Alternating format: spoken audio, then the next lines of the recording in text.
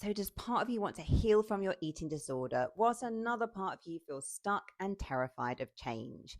And would you really like to heal the roots of the problem rather than just focusing on superficial behavior change?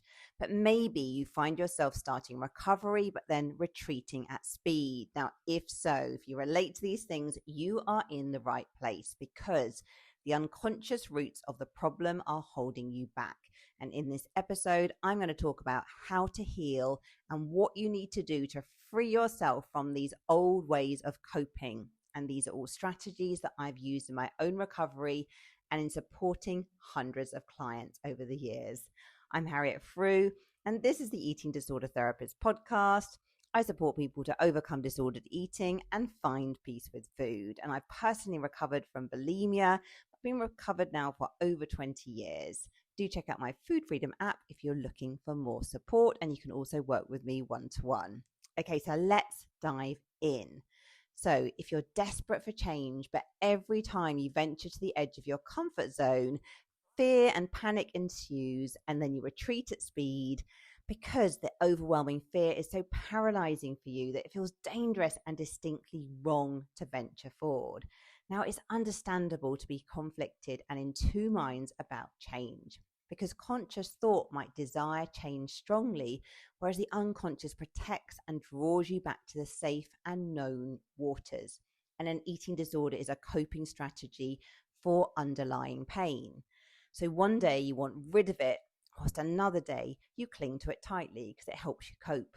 And this is why your motivation shifts continuously in the healing process. Sometimes you feel spurred into action, other times you feel deeply contemplative and unsure. And you weigh up the pros and the cons of change. You get really tangled in overthinking about it all and feeling stuck. And blips and relapses are also an inevitable part of the journey. And as you begin to change, you will reach the familiar boundaries of your old comfort zone. You will do things you haven't done before.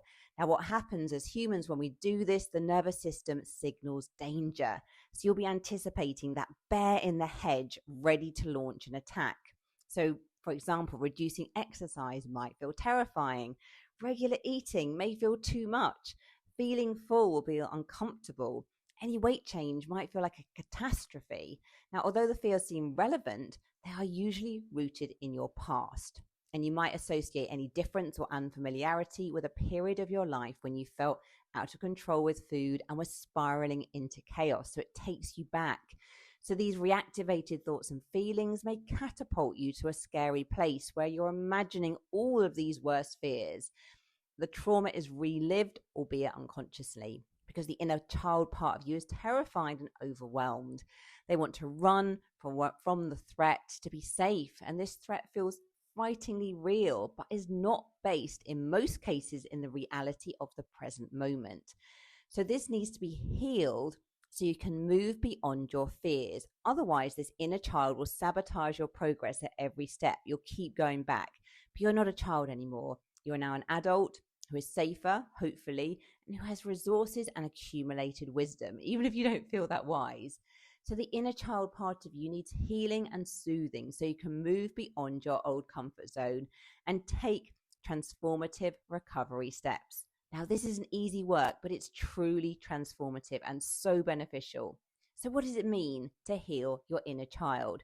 So inner child work is a process of recognizing, understanding, and validating and healing those emotional wounds we have within, the ones we experienced in childhood that continue to unconsciously impact us as adults. Now, if you're experiencing challenges in your adult relationships with your emotions, then it's highly likely that you've got some inner child work to do. It's true for most of us. And people often come into therapy and describe, I had a lovely childhood. It was all just perfect. And they genuinely mean it, glossing over the difficult bits and not knowing any different, because whatever we grow up with is normal. Alternatively, you might be listening and you might be acutely aware of some extremely difficult adverse childhood experiences you went through. And these memories might really impact your consciousness daily. But what if you didn't experience big T traumas such as physical abuse or harmful neglect? You might then wonder why am I struggling with low mood or anxiety or eating disorders or something else? My childhood was fine. Now, it's extremely common for people to experience the small t traumas, though. Now, these can be hugely impactful and insidious, things like chronic criticism or lack of interest from a loved one. And the drip cumulative impact of being in an unhealthy environment, which perhaps didn't fully encourage your flourishment and self worth, can have devastating and long standing effects.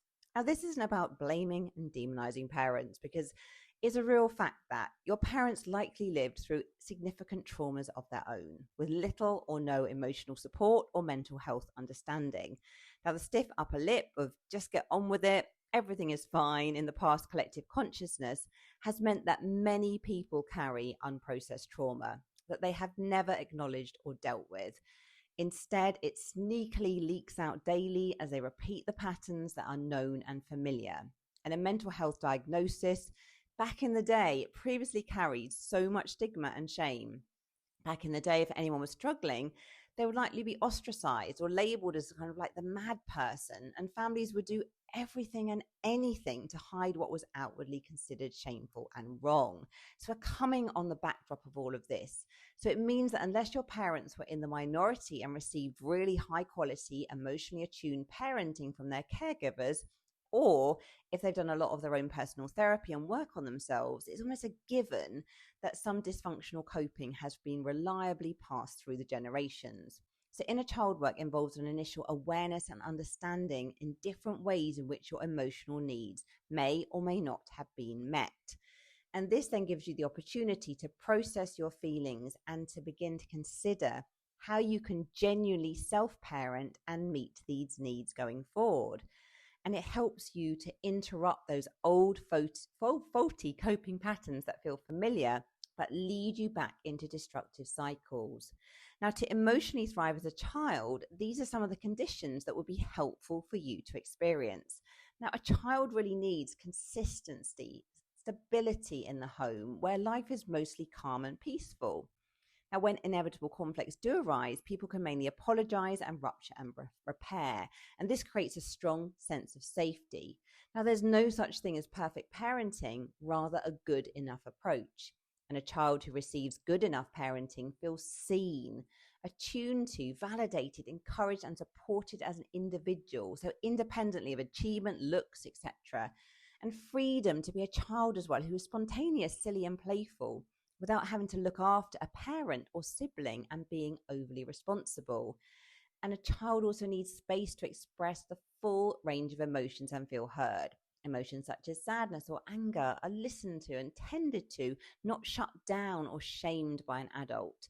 And the parent supports the child to feel their feelings and to self-soothe. And feeling good enough without having to achieve a specific grade or accolade to achieve worthiness. Now, you might have received some of these things some of the time, and you may have experienced some moments of deep lovingness and connection alongside the opposite of this too. This is all normal. And you can still come from a loving family, but have not had your emotional needs met due to overwhelming and stressful family circumstances. And I guess families are complex, messy, and imperfect. And maybe your family environment was beneficial to your emotional development, but you experience hostility and difficulties at school or in friendships. So it's helpful to reflect on your unique situation. So how does our inner child become wounded? So number one, if you have an unsafe home or school environment where there's a lot of chaos and unpredictability, you will start to live in fear and you'll be ready to flee the bear. Your nervous system will be activated. So your baseline nervous system response will be fight and flight. And you might then experience a lot of daily anxiety and ruminate over the worst possible scenarios happening. And if something joyful occurs, you fear it ending and a dread for what's going to happen next. It's hard to trust in life. You might have also become hyper independent as a coping strategy, or very clingy in your relationships as you don't feel safe in the world. Okay, number two, maybe a lot of transitions like moving house or schools at difficult times of life. And you may have buried grief from friendships that were lost or changes that were out of your control at the time. And you may have become adept at people pleasing and making your true self, to fit in with others to avoid rejection. And you may have felt very unsafe in these transitions. And this translated into a gnawing fear about the uneasiness about life. Number three, parents being stressed or busy with little time for real connection. So, if this happened, you would learn to cope alone and internalize your own feelings. And you might have developed coping strategies to manage, maybe obsessive little rituals, restrictive eating, emotional eating. And you might find it hard to trust others and believe that they can really meet your needs. And you might also be unconsciously drawn to emotionally unavailable people in friendships and romantic relationships as this dynamic is familiar. Number four, a parent being overly critical and judgmental and not offering encouragement and validation. So you will have then internalized these high standards, have a strong inner critic and judge of yourself and others. Nothing will ever feel good enough for you, and you often feel worthless and incompetent. Now, you might occasionally get glimmers of good enough from external validation, but this is never sustaining because you always need more. And you might struggle with low mood, anxiety, and poor self worth as a result. Number five, a parent placing too much value on grades or outward achievements as a measure of worth rather than you feeling you're loved just for who you are. So, what happens in these circumstances is you tend to ignore your inner desires and you just twist yourself to meet the world's approval. So, you might struggle with people pleasing or perfectionism.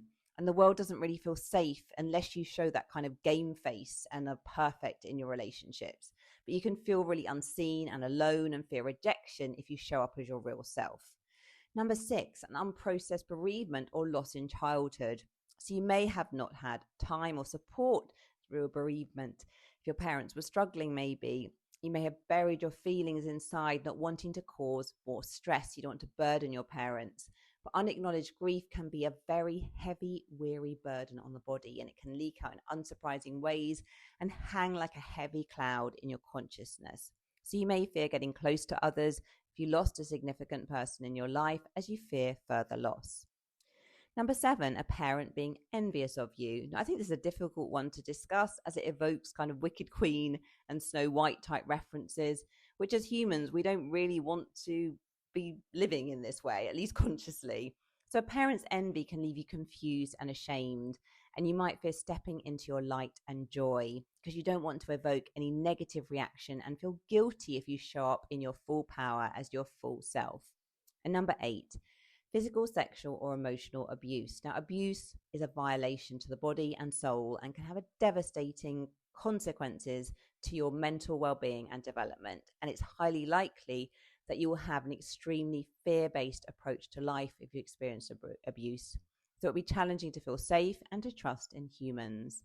And you may love and or despise the person that abused you whilst also feeling rage and hurt about whatever happened, and possibly even deep compassion for their vulnerability and brokenness. We can have all kinds of feelings about this. It can be a complex emotional landscape to navigate. And also, you are likely to experience issues around emotional regulation, and you may feel very disconnected from your body. Your individual experience will be unique, though, and all the feelings that you bring and hold are valid. That's really important. And if I haven't mentioned a scenario that you perhaps have been through yourself, please include it here. This list is not exhausted. And the examples I've talked about as well, I've only talked about on a kind of surface level, really. And I acknowledge things can be infinitely more complex. So how do we heal the inner child? So we want to really acknowledge and show understanding to that hurt part of ourselves. And the first part is to bring the unresolved issues into awareness. It means naming things, giving things a voice. Now, this can be done in therapy, talking to a trusted friend, through somatic work, journaling, or self-reflection. But it involves the recognition about how these issues are impacting you and your present day life, your behaviors and relationships. For example, if you had a parent who was always working and never spent quality time with you, you might be drawn towards emotionally unavailable people today as this feels familiar. And maybe you're always pursuing attention from those who cannot give it to you and then feeling as though you're never enough. So you're repeating that pattern. And if you're always valued, maybe for your appearance, you may feel a pressure to be perfect, to look a certain way, and to manipulate your body shape to gain approval and acceptance from others, because otherwise you don't feel good enough. So we need to reparent ourselves. Once you recognize these unmet needs, you can begin to offer yourself the emotional support and care and understanding that you may not have received from your parents or caregivers. So this might include things like offering yourself that validation, compassion, and kindness, allowing yourself time to rest and slow down, nurturing yourself by doing the things that you love just for sheer enjoyment. So it might be things like reading or dance or music or something else. It could be challenging negative thoughts or practicing mindfulness. It could be self-soothing techniques such as breathing, grounding, and meditation. It could be engaging with emotional freedom technique or alternative therapies, visualizing, journaling, having therapy, coaching, other personal development work. And also relationships are really important, healthy relationships. So as we heal, we get in touch with our buried emotions and needs, and you begin to process and release the trauma and that deep wounding. And through this, you foster a sense of safety, self-esteem, and inner resilience within yourself. So this is important work. Why take the time, though, to do this work? So past relationships impact the present. Your childhood experiences will be repeated unconsciously in your adult relationships. So if you don't do the healing work, it will cause you significant frustration and pain. Emotional regulation. Unprocessed emotions from the past will leak out in your present reality if you don't heal it. And you will find it challenging to manage stress, to regulate your feelings well without healing. And you're very vulnerable to relying on food, alcohol, drugs, overworking, gambling, online shopping to avoid your emotions. And these strategies don't work effectively for your mental health long term. Self-worth and self-compassion. So you will develop a stronger sense of self-worth and self-acceptance by doing the healing work. Your inner critic will soften, and you will develop substantial realms of compassion and self-kindness. And you will rely far less on the approval of others and will obtain an internal sense of peace and well-being, which is just gold. Overall, doing inner child work will vastly improve your mental well-being.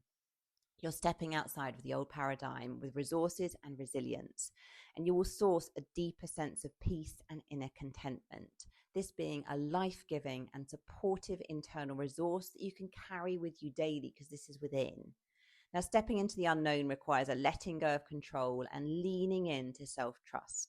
Now, if you have an eating disorder, these things might feel extremely unsafe and scary. But the other side of fear is where the magic truly happens, and you can lean into this fear and you can emerge on the other side. I promise you. Be brave, be courageous. You can do it and get support if you need it. So how are you doing with your healing? Have you found inner child work to be a helpful process for yourself? Do share in the comments. I would love to hear your experiences. Thank you so much for listening and watching the Eating Disorder Therapist podcast. Do subscribe on YouTube for more videos. My YouTube is slowly growing.